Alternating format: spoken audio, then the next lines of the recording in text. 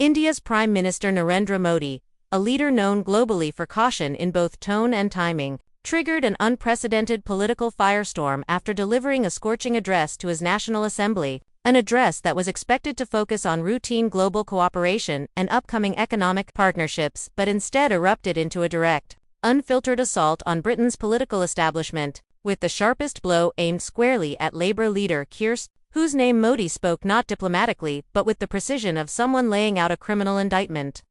Revealing dates, citing internal memos, and displaying documents he claimed were proof of covert political arrangements that could unravel 3 full years of British foreign policy. And the moment these allegations hit the airwaves, the United Kingdom was thrown into chaos as commentators across both countries struggled to process the sheer gravity of what Modi had revealed. Because if even a small part of his claim was legitimate, it wasn't just Starmer's leadership at risk, it was the very credibility and stability of Westminster, the backbone of British democracy itself, that suddenly seemed to be cracking under the pressure of an international scandal unlike anything in recent memory, with Modi stating point-blank that the British opposition leader had interfered in India's internal political landscape during a period of national unrest, and had leveraged back-channel networks to exert influence not merely for diplomatic purposes but to gain political advantage at home. And as Indian national broadcasters looped the explosive clip, British networks like Sky News, BBC, and GB News scrambled to cut into programming with emergency reports, while social media across both nations erupted instantly, making the word treason trend within minutes, not because anyone had confirmed guilt but because the allegation itself was seismic enough to reshape public perception before any investigation could even begin, especially when Modi held up documents stamped with British parliamentary letterhead, documents that he claimed were internal communications between Starmer's foreign policy advisors and senior opposition figures in India at the height of the farmer protests, allegedly, encouraging them to resist government reforms in exchange for future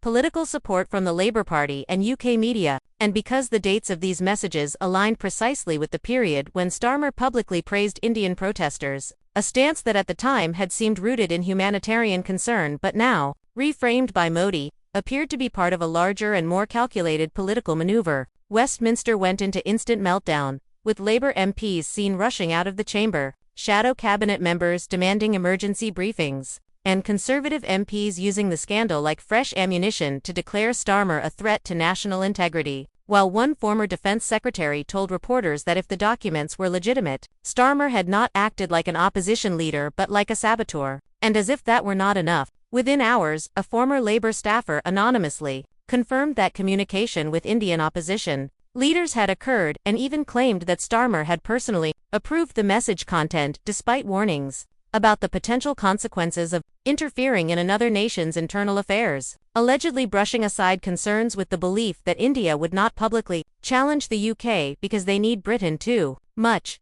a miscalculation that now appeared to be disastrously wrong as India broadcast its accusations globally, leaving Starmer looking less like a future prime minister and more like a compromised political actor. And behind this already explosive development, deeper questions began to rise. Why had Britain's intelligence agencies not intervened earlier? Why had multiple confidential briefings reportedly circulated among MI6 officials and the Intelligence and Security Committee for over 18 months, not triggered action, or at least oversight into Labour's foreign policy team, especially after security analysts flagged unusual communication patterns between Labour aides and political figures not only in India but also Canada and Brussels? Yet no investigation was opened. No hearings were held, and the issue was apparently buried to avoid political destabilization during the 2024 election cycle, and this failure of oversight only intensified public fury as citizens now felt betrayed not only by a political leader but by the system that was supposed to safeguard the nation from exactly this kind of covert manipulation, leading to crowds forming outside Parliament demanding accountability, transparency, and in some cases, Starmer's immediate resignation. While the atmosphere grew even more tense when word leaked that King Charles had been briefed privately and was considering issuing a public statement, something nearly unheard of in modern times, because the monarch traditionally remains above party politics. Yet the seriousness of the allegations meant that silence could now be interpreted as complicity. And sources near Sandringham reported that the king spent the evening consulting constitutional advisors as well as intelligence officials to understand the depth of the crisis. And as this unfolded, journalists uncovered something even darker beneath the surface: a shadow network of policy influencers, former intelligence operatives, wealthy international donors, and private strategists who had been quietly shaping Labour's global alliances for years, guiding the party away from traditional Commonwealth priorities and toward an agenda influenced by transnational technocrats and trade lobbyists, a revelation that cast Labour's recent shifts toward expansive green partnerships, regulatory harmonization with Europe, and new tech trade agreements in a new and uncomfortable light, raising the terrifying possibility that British foreign policy had been quietly repurposed by private interests rather than democratic mandate,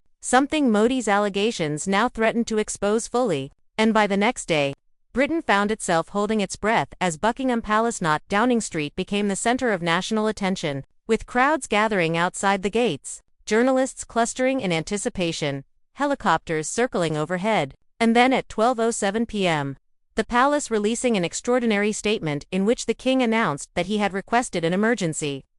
consultation with the Prime Minister, the opposition leader, and senior members of the Intelligence Committee, stating that the trust of the British people in their institutions was now in jeopardy, a declaration that hit the country like a historical shockwave, because no monarch since 1936 had stepped so directly into an active political crisis. And within an hour, Starmer's motorcade entered the palace, his expression grim and drained, and although the details of the meeting remained secret, the aftermath was immediate. MI6, now under immense pressure from public scrutiny and royal involvement, declassified portions of a long-buried security report confirming not only Modi's accusations but also detailing encrypted communications between Labour aides and 3 Indian strategists, one later linked to Russian influence campaigns, as well as surveillance records showing private meetings between Labour policy envoys and foreign-linked corporate agents, alongside financial traces tying a British law firm connected to Labour to shadow entities in Singapore,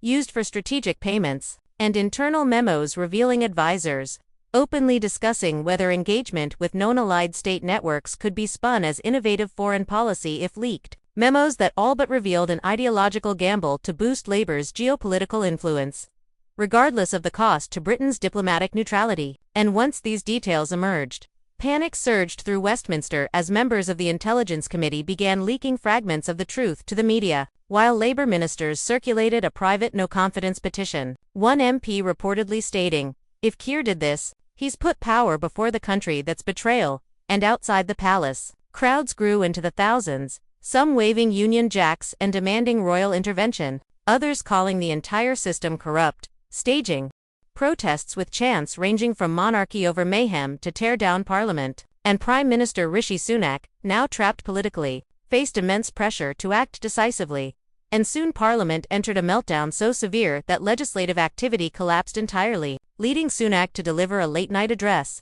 announcing a suspension of parliamentary proceedings, unprecedented move, framed as a cooling-off period, but widely seen as evidence that the government had entered institutional paralysis, because what began as a single speech from India had now exposed a global web of political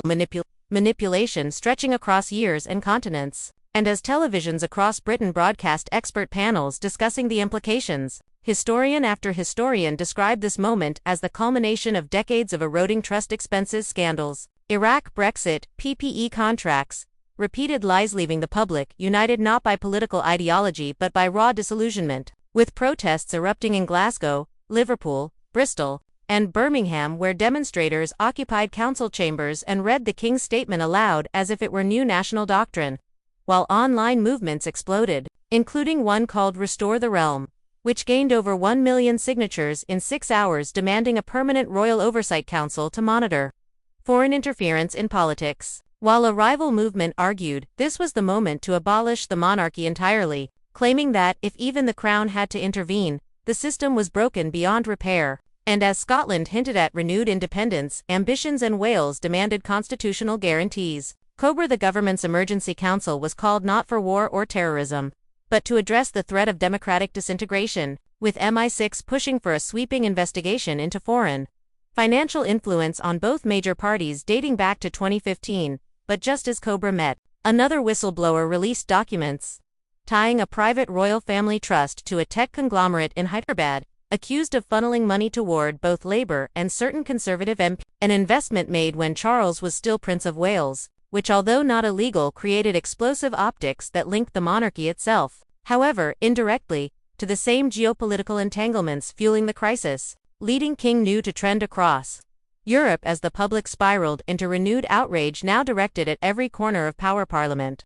the monarchy, intelligence agencies, political donors, because at this point, the central question had changed from who is guilty to, is anyone clean? As trust in every institution collapsed and the British economy began to tank, with the pound falling sharply, investors fleeing, and banks issuing risk alerts, leaving the nation haunted by the realization that a single accusation from a foreign leader had not simply triggered a scandal but had revealed a devastating rot deep in the foundations of British democracy, a rot that years of complacency, political arrogance, and institutional silence had allowed to spread unchecked until at last it erupted into the open, leaving Britain facing not just a political crisis but an existential one, where every assumption about leadership, loyalty, and national integrity was now up for question, and where the road ahead no longer promised stability but instead a reckoning that would define the country's future for generations to come.